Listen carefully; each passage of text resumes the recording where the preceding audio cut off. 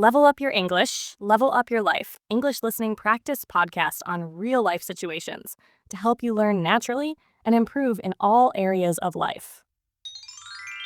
Hey everyone, welcome back to another episode of the Level Up English podcast, your go-to podcast to help you speak better English and level up your life through powerful real-life conversations. I'm Grace. And I'm Daniel. Great to have you with us. Grace, I read something startling recently. The average person lives only about 30,000 days. Wow, 30,000 days. That really puts things into perspective, doesn't it? When you hear that, it makes you think, are we spending that time wisely? Or do we act like we have infinite time? Exactly. Many of us say, I'll do it someday, but someday can be a trap. It makes us delay important things. So today we're diving deep into how to truly live our time, not just manage it. And to make this chat even more helpful for you, we've put together a free PDF that you can download. It's got comprehension questions, grammar practice, and all the key points from today's episode, so you can follow along and keep improving your English as you listen. Just check the link in the description. And hey, don't miss the end. Samantha will be joining us for her vocabulary breakdown, where she explains some of today's key words in a super clear and simple way. Also, if you find this episode helpful, make sure to subscribe, like, and share it with someone who needs to hear this. And don't forget to visit our community post section. We post grammar tips and extra English practice there to help you level up English the easy way. So this isn't just about getting things done. It's about making the most of the time we have. So how do we stop wasting time and start living with purpose? Let's dive into Chapter 1, Time Perception and Psychology. Right. Ever notice how summer felt endless as a kid, but now years just fly by? That's the time unit paradox. Our brains measure time based on new experiences. As kids, everything is new, so time feels slower. As adults, routines make days blur. Same commute, same shows. Our brains basically think, nothing new here, and time seems to speed up. It's like time blindness. But we can hack this. Experts suggest trying new things, a different route to work, learning a skill, talking to strangers. These novel experiences force our brain to record again, making time feel richer, more expanded. And here's another mind trick. We often overestimate what we can do in a day, but massively underestimate what we can achieve in a year or more. This leads to quitting goals too soon. So true. That brings us nicely to Chapter 2, Priority Management. It's easy to confuse being busy with being productive, right? Filling days with tasks that don't really move the needle on what matters. The experts offer a powerful tool, the deathbed test. Imagine yourself at 90. Looking back, what will you care about? That extra hour at the office or time with loved ones? Suddenly, priorities become crystal clear. It helps cut through the noise. Successful people understand that knowing what not to do is crucial. The experts mentioned a to-list strategy.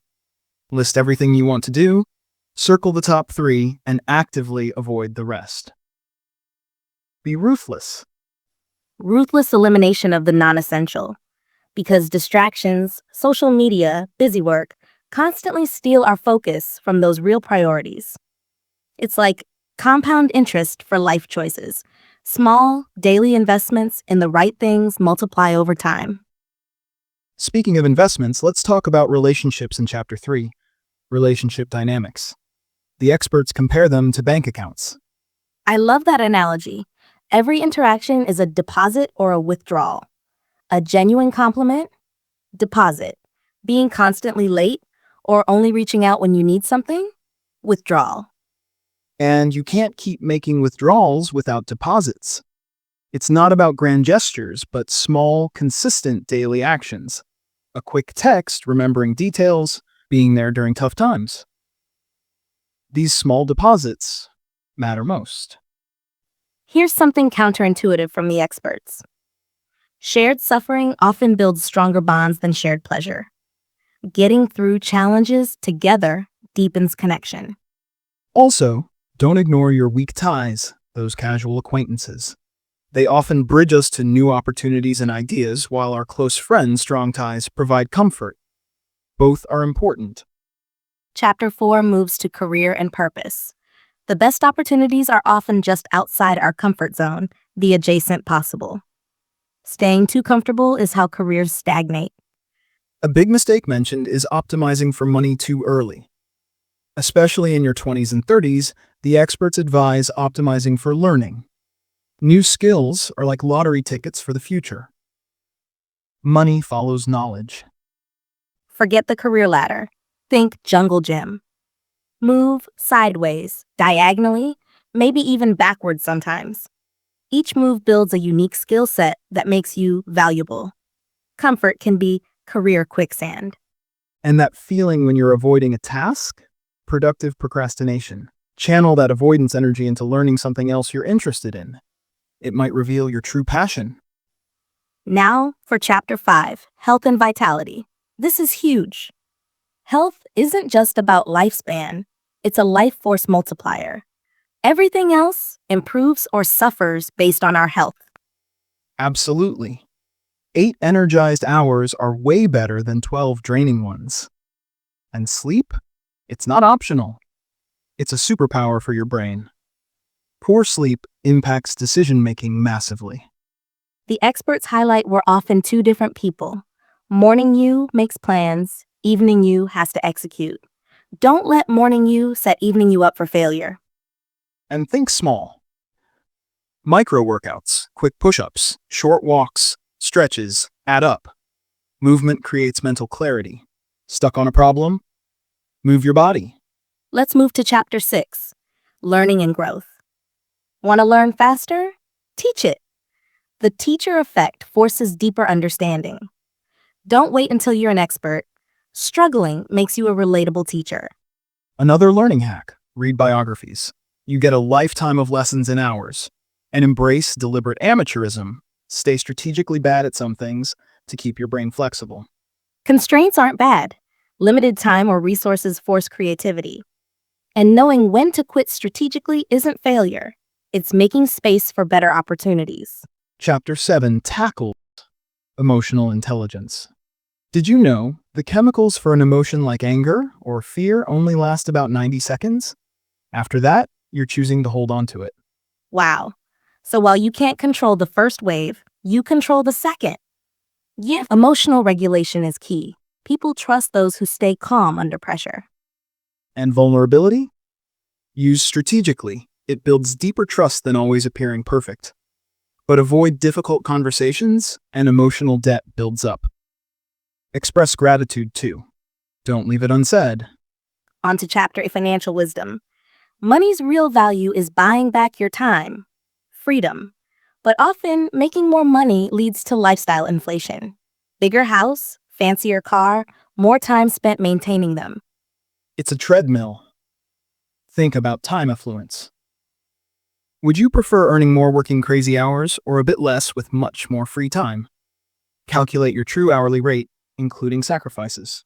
The experts suggest renting objects and buying experiences because experiences appreciate in memory value. The ultimate skill? Building margins. Living below your means creates space for opportunity. Chapter 9 is creative living. Creativity is like a faucet. You need to let the rusty water, bad ideas, flow out first to get to the clean water, good ideas. Don't wait for perfection. Constraints fuel creativity again, and don't create and judge at the same time. Keep those processes separate. Document your work, see your progress. The real secret? Combine skills uniquely. That intersection is your superpower. Chapter 10. Personal energy. This is critical. Energy management trumps time management. Audit your energy. What gives it? What drains it? Willpower is finite like a muscle. Don't rely on it. Design your environment for good choices. Reduce decision fatigue by automating small choices like what to wear. Use strategic incompetence. Intentionally avoid being great at non-essential tasks so people stop asking you to do them. And remember, recovery isn't wasted time, it multiplies your effectiveness. Social capital. Success is also about who you know, but it means genuine relationships. The formula? Time plus vulnerability, shared experiences. No shortcuts. True networking is about connecting others, not just collecting contacts. Maintain friendships with small, consistent efforts, not just big events. Build your community before you desperately need it. Chapter 12, Mental Models. Your mental models are just simplified versions of reality. Remember, the map is not the territory. It doesn't show the full picture. Think beyond the obvious effect. Use second-order thinking. What happens after what happens next? Seek multiple perspectives. Understanding patterns is more powerful than just knowing facts. Use inverse thinking. How might I be causing this problem? Finally, Chapter 13, Life Design. Life isn't just happening to you. You design it. Think of it as a portfolio of experiences, skills, relationships. Value testing over perfect planning. Run small life experiments to see what works for you. You test your way into the right life. You don't just think your way there. Tiny adjustments lead to massive results. Start small. Design your own metrics for success, not just society's. And do regular life reviews. Monthly reviews prevent yearly regrets. Wow, that was a lot, but so powerful. It all ties together. Perception, priorities, health, relationships, learning. It's about making our hours truly count. Exactly. Time passes no matter what. The choice is how we engage with it. So let's bring in Samantha for our vocabulary breakdown to help solidify some of these key terms. Samantha? Hi, English learners. Samantha here. Grace and Daniel covered some fantastic ideas today. Let's break down some useful vocabulary from their chat to help you level up your English. Ready? Perspective, a particular way of thinking about something. Example, hearing the 30,000 days fact really changes your perspective on finite, adjective, having limits, lasting for a limited time. Example, we need to remember that our time on Earth is finite. Paradox, a situation or statement that seems impossible or difficult to understand because it contains two opposite facts or characteristics.